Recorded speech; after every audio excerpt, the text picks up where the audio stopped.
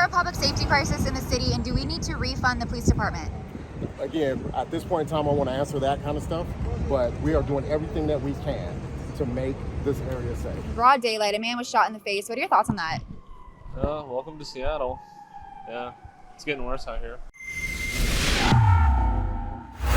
Katie Davis-Court reporting for Rebel News. I'm on location at 3rd and Yesler in downtown Seattle. A shooting just occurred while I was 1 block away walking. And so I came to investigate what was going on. A man was shot in the neck. We have one victim. The suspects fled the scene. They have not been located yet. So I thought it'd be a good time to ask what's going on in Seattle, ask the public about if we have a public safety crisis and if we need to refund the police department. And so let's see what they have to say.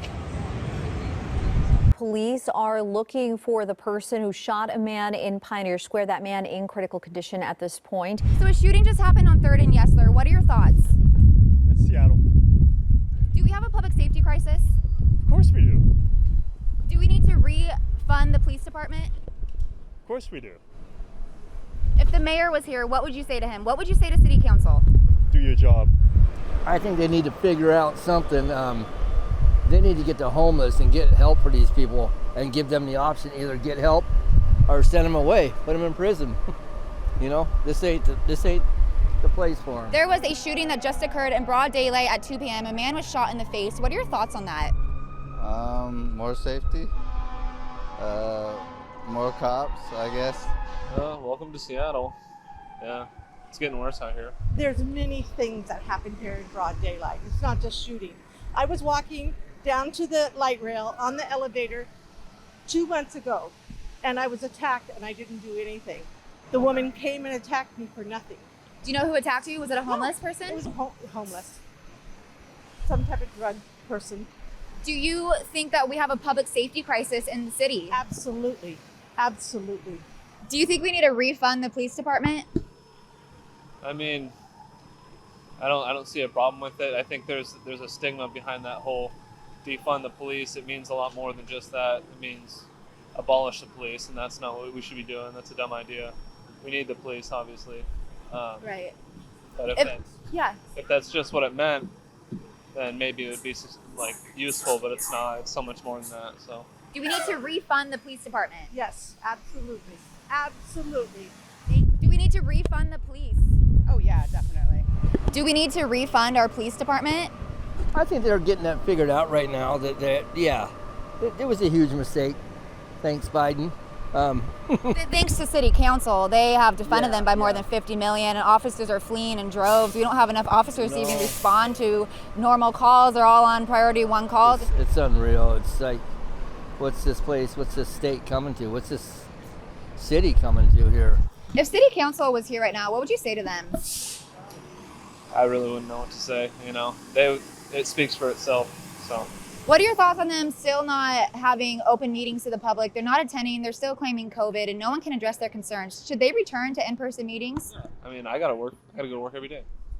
Now, this unfortunately has become Seattle's new normal following the defund the police movement in 2020. Just last month, the city recorded the highest number of fatal shootings in recent history, but the majority of city officials still refuse to acknowledge that their decisions created a severe public safety crisis. In 2020, city council proposed to defund the Seattle Police Department by more than 50%, and their war against police created a significant staffing crisis where more than 400 well-trained officers left the department since 2020.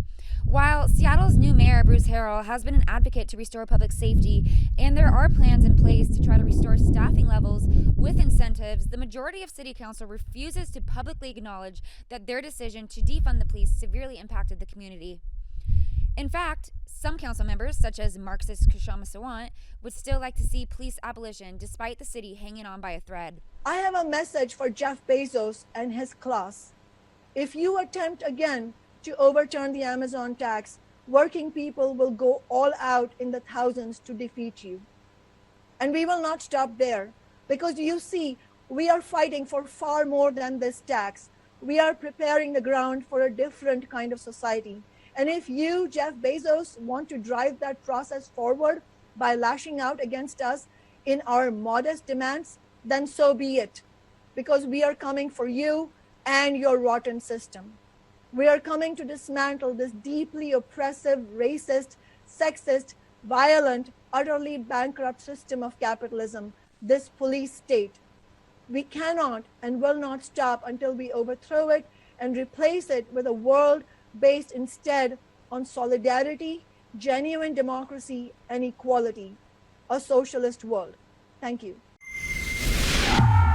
Now, Seattle is in a severe public safety crisis following the defund the police movement. And as you can see from the individuals that we just spoke with, they want to restore law and order, restore public safety, get the city back on track to a place that you can walk down the street and just feel safe again. So if you enjoyed our on-the-ground coverage, please go to rebelnewsusa.com and support independent journalism. We appreciate all of you guys. Thank you.